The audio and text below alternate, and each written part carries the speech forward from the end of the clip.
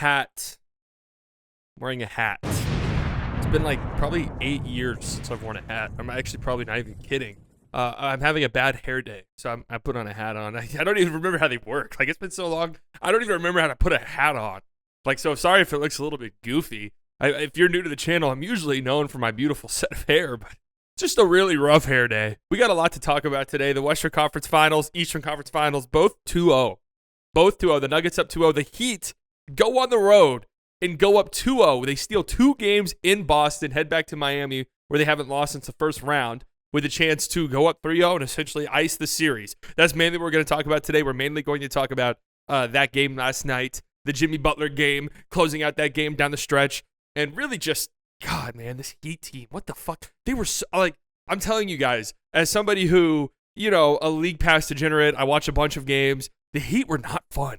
Like, this isn't like, oh, well, you should have seen it come. They were a disaster to watch. They were one of the least enjoyable teams to watch on League Pass this past season, but they've been the most enjoyable team to watch in the playoffs. So it's really been remarkable. Eric Spoelstra is the MVP of this postseason, I think, by far. Like, we could talk about certain players and stuff, but Eric Spoelstra, this guy is a fucking maestro, man. It's insane what he does. And the prospects of a Heat Nuggets finals, like, it's a very real possibility at this point. It really is. I'm not ready to count out the Celtics. I do think the Nuggets are kind of, like, I think the Nuggets are almost done. They're getting ready to take care of business here in the next few days. I'm not counting out the Celtics just yet, but it's hard for me to really be confident in them, considering how, you know, how prone they are to pants shitting and pissing and throwing up all over themselves. And this has led to, like, this talking point that I hate so much. And I'll be fair, I think most people are trolling. I think some of it's like Celtics fans and Lakers fans trolling, but this whole, like, oh my God, Nuggets Heat finals. Ugh, this is what you guys really want, huh? It's like, yeah, that would be sick. Like, that would be cool. The Lakers Celtics finals, is that fun? Like, is there a lot of narrative side to that? You have the historical thing. Yeah, that's fun, right? I would enjoy that series as well. But a Nuggets Heat finals, like the two best players in this postseason going up against one another, like these two very well coached teams, these teams that would be fighting, like the Nuggets would be fighting for their first finals. The Heat would be fighting for their first finals since the Heatles era. And this ring would definitely mean way more if they'd be the first 8 seed to ever win a championship. Like, yeah, that would be incredible. That would be so much fun. It's just like, you're really exposing yourself. I don't know if you realize this. You're really exposing yourself when you say stuff like this. And I hate the whole ratings thing. Who gives a shit?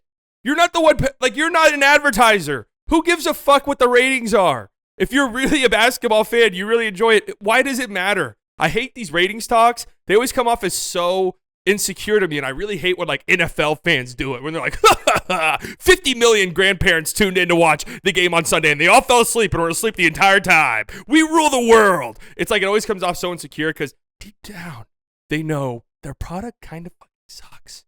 Like, the NFL is kind of trash now. Like, 2/3 of the quarterbacks in the NFL are horrible. They're utter trash. Nobody can kick anymore. There's 40 hours of commercials. So many commercial breaks during the game, and there's like 14 different Army commercials sprinkled in throughout it. And it's like very strange Army commercials. Like, they're literally bombing Middle Eastern villages in the fucking commercial. And they're like, you sign up with the Air Force, this is what you can expect. Respect. It's like, what the hell? This sucks. Okay, and that's why NFL fans are deep down, they're a little insecure. That's why they always talk about ratings. We don't have to do that, because the product is amazing. Like, these postseasons, this postseason's been incredible. So a Heat and Nuggets finals would be awesome. It would be so much fun. This game last night, man, everyone's talking about Grant Williams. And I'm going to talk about Grant Williams. And you might be expecting me to shit all over Grant Williams, because I might clickbait this video to make it seem as if I'm going to do that. I'm not. I'm not at all. Yes, obviously, Grant Williams gets into it with Jimmy Butler. They're rubbing faces. They're smooching. Mwah. Like, it's all funny. And then Jimmy Butler goes crazy, obviously, to close the game out. The Celtics forget how to do anything basketball-related. And the Heat steal yet another game in Boston. And everybody's, you know, clowning Grant Williams. That's just naturally going to be what happens when something like this goes down.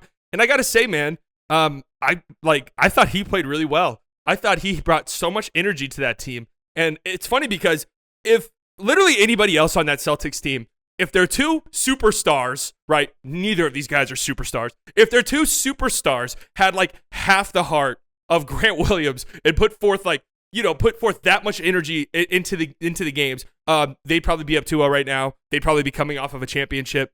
Like, Grant Williams has so much dog in him that, like, I wish you could just take that trait and plug it into other players on your team, because the Celtics desperately need that in their other guys. Jaylen Brown was a catastrophe last night. 16 missed shots.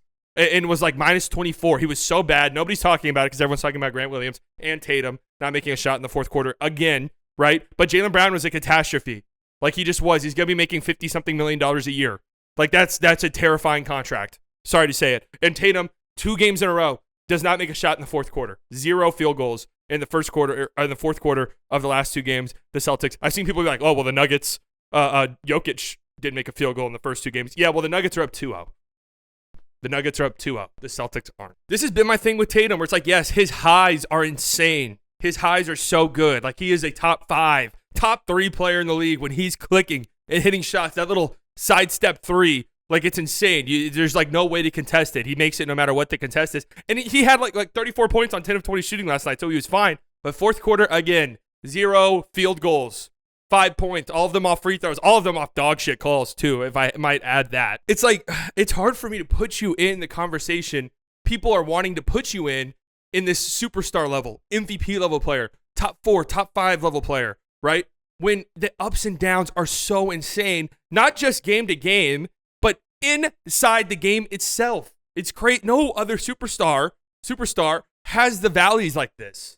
It's crazy. Everyone else is like, you know, you're going to have bad games, of course, but it's just like you at least kind of know what you're getting on a consistent level. You know what I mean? With Jimmy Butler, you know, statistically, he might not be having the greatest night or the most insane night. Then the fourth quarter comes around, and it's like, I know these crazy baseline fall-away shots that are 1 second left on the shot clock that seem insane. Yeah, I'm pretty confident Jimmy's making those. Like, Jimmy's going to make that little, pull-up push shot in the paint. In the stretch of the game, even though it's tightly contested. Like, he's going to make those. He's going to make the right play.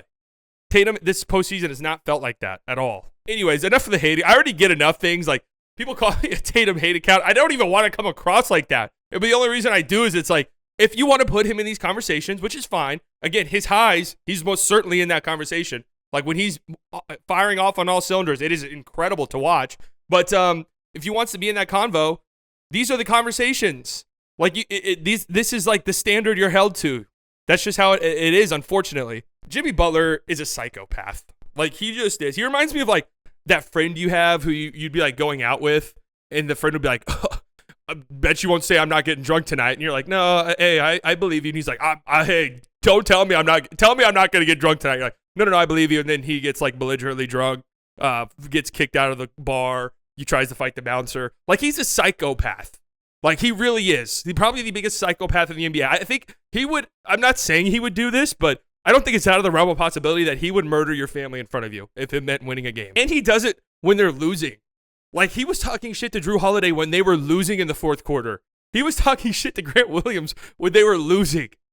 This is just so incredible, man. This is why, like, I don't want Nuggets Heat final. Yeah, that would be awesome, man. Seeing Jimmy in the finals would be incredible. In the finals again, I might add, because obviously he was there in 2020. But it got me thinking, like, okay, so obviously Jimmy Butler's not a guy you want to antagonize, right? Because he's going to show up. He's going to rise to the occasion. So I thought, all right, what are some other guys across the league like that? Who are the 5 players, top 5 players around the NBA who you don't want to poke the bear? You poke the bear, you're really running a risk. Jimmy Butler's obviously on that list, right? Like, yes, you antagonize him, you start talking shit, he's going to show up. And not only that, but he's gonna let you know. And this isn't a new thing. Like, I'm remembering back to the bubble, he was destroying TJ Warren, man.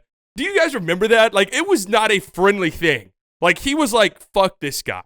I can't believe they think this guy can guard me. Like, he took it so personal. LeBron's definitely on this list too. He's obviously lost a bit of a step. He's not who he was, even like 3 or 4 years ago. He's still really, really good. Don't get me wrong. But you poke this bear, he's gonna show up to the occasion. And it's funny because now it's like, he just looks like the disappointed dad now. Like, whenever he has to put you in your place and you're talking shit to him and he's got to remind you who he is, he's just like, man, really? Like, you know who I am, man. I can't believe I just had to do this to you.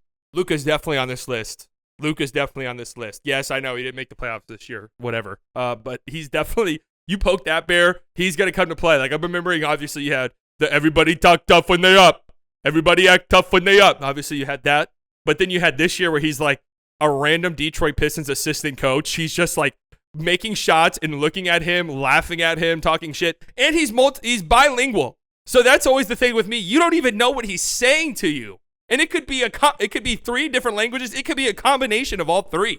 And you just don't know what the hell you're getting. The number 4 player who you don't want to talk shit to, Michael Malone, not a player, a coach. But Michael Malone has been sassy this postseason. I mean, if you guys noticed that, he has been one sassy guy. And honestly, I agree with everything that he's saying. Like when he was saying stuff about how everybody's talking about the Lakers, I agree. After game one, everyone's like, oh my God, Nuggets are in trouble. Lakers really figured something out. First and foremost, I really don't like this. Like, it's a postseason series.